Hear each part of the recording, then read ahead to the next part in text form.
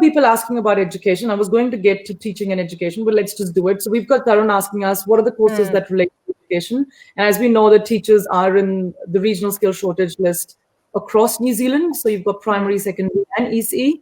So do you just want to talk to us about what education courses you've got? And if you've got people from overseas that have got a bachelor's of education or that are teachers, what's the pathway for them?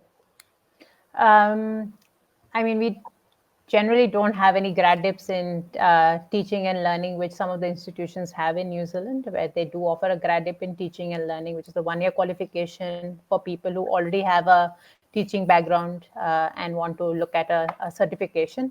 But Unitec only offers a bachelor's degree. So we only offer 1 3-year bachelor's degree in early childhood education. Which is all practical focus and leads to registration as an early childhood teacher. And the IELTS requirement in general is 7 with no band less than 7 if you have to register as a teacher, and only IELTS is taken into account. No other English test is taken.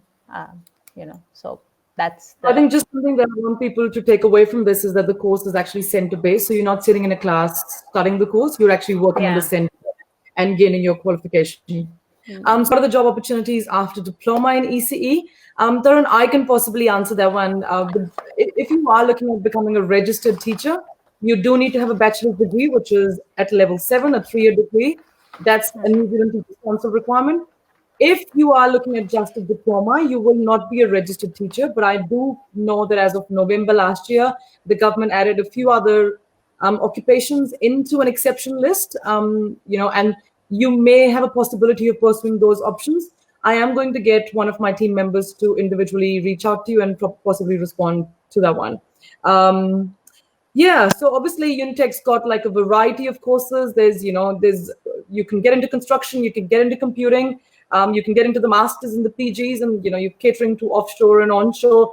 And I have been to the campus. For those of you that haven't, it actually does feel like a university. And I think there's, I've spoken to students that have studied there.